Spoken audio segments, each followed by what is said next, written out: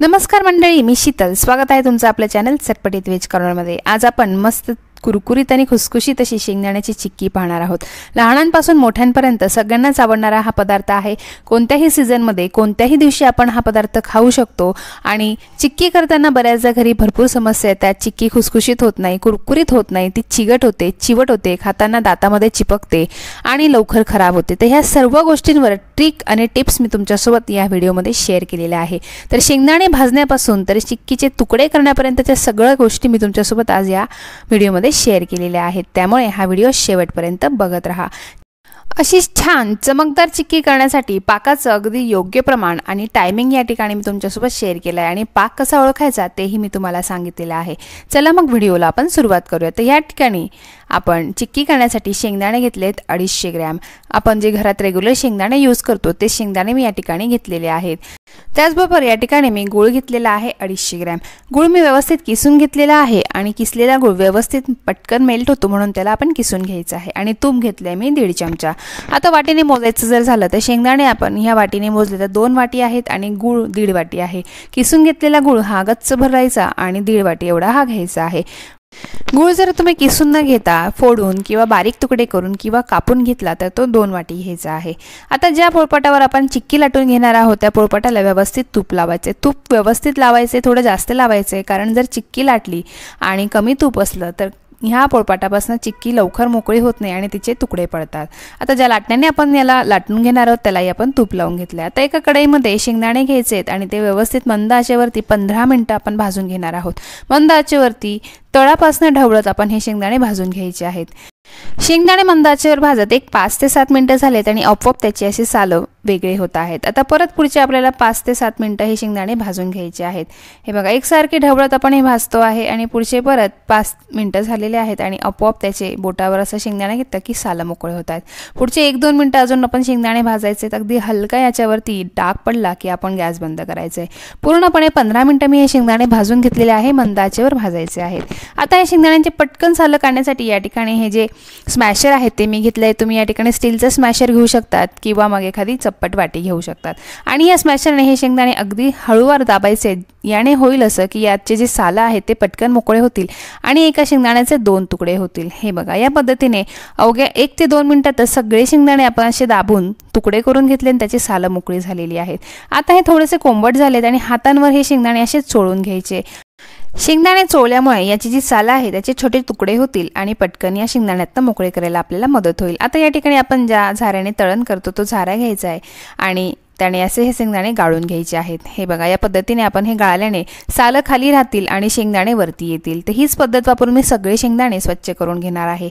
आणि स्मॅशरने हे शेंगदाणे दाबताना हळूवार दाबा, नाही तर जोरात दाबले तर शेंगदाण्याचेच तुकडे होऊ शकतात. हे बघा, याच पद्धतीने सगळे शेंगदाणे आपण ह्या सालापासून वेगळे केलेत आणि सगळ्यात छोटी जेवढं साल उरतं ते सगळं या झाऱ्यात टाकून घ्यायचं आहे आणि गाळून घ्यायचे. म्हणजे जे थोडेफार तुकडे शेंगदाण्याचे या सालात असतील ते पण वेगळे होऊन जातील. हे बघा, अवघ्या 5 मिनिटात शेंगदाण्याची सालं मी बाजूला काढून मोकळी केलेली आहेत. आता एका कढईमध्ये आपण जे तूप घेतलंय 1.5 चमचा ते टाकून घ्यायचं आहे. ते मेल्ट झालं की आपण जो गूळ घेतलाय किसून तो यामध्ये घालून घ्यायचा आहे. गूळ हा 250 ग्रॅम आहे आणि किसलेला गूळ वाटीने जर मोजला तर तो 1.5 वाटी एवढा आपण या ठिकाणी घेतलेला आहे. आता गूळ किसून घेतल्यामुळे हा मेल्ट होण्यासाठी जास्त वेळ जात नाही.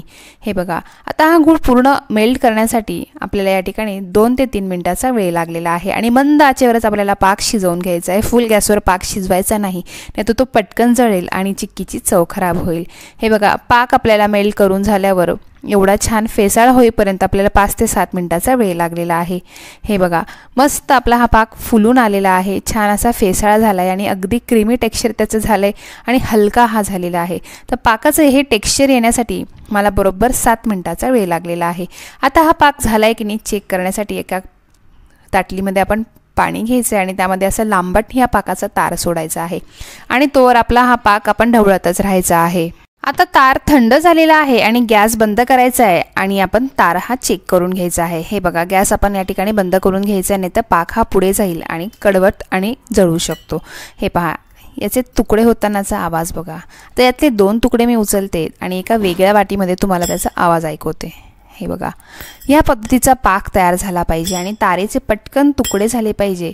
या स्टेजवर आपण गॅस बंद करायचा आहे। हे बघा, आता परत पाक थोडासा ढवळायचा आहे, गॅस आपण बंदच केलेला होता। आणि आता या स्टेजवरती आपण हे शेंगदाणे या पाकात घालून घ्यायचे आहेत।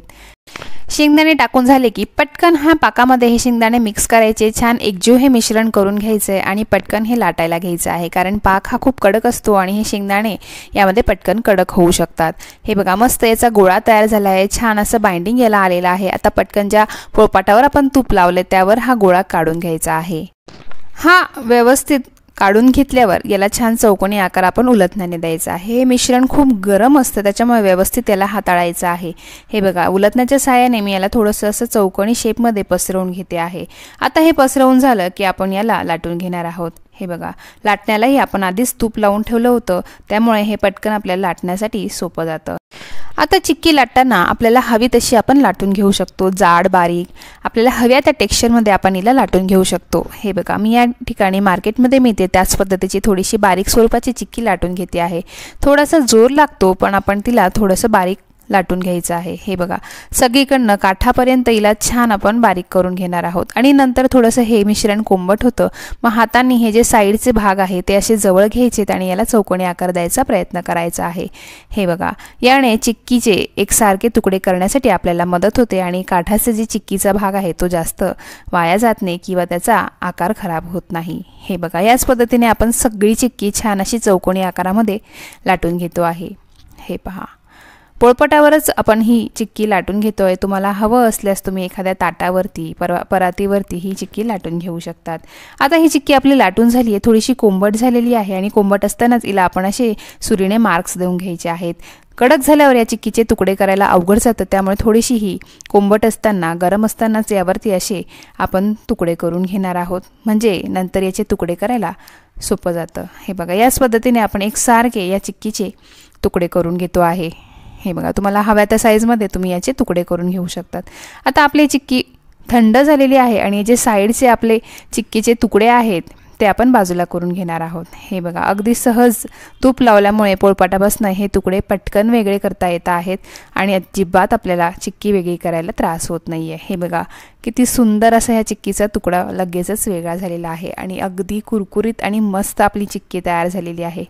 हे पहा, अगदी सुंदर टेक्स्चरमध्ये, कलरमध्ये, कुरकुरीत आणि खुसखुशीत आपली ही चिक्की तयार झालेली आहे। तर चिक्की तयार करण्यासाठी सगळ्यात महत्त्वाची गोष्ट म्हणजे शेंगदाणे व्यवस्थित आतमध्येपर्यंत खुसखुशीत भाजले तर चिक्की ही खुसखुशीत तयार होते, कुरकुरीत तयार होते। त्यामुळे शेंगदाणे भाजताना अजिबात घाई करायची नाही, मंद आचेवरती 15 मिनिटं आतमध्येपर्यंत हे शेंगदाणे भाजायचे आहेत।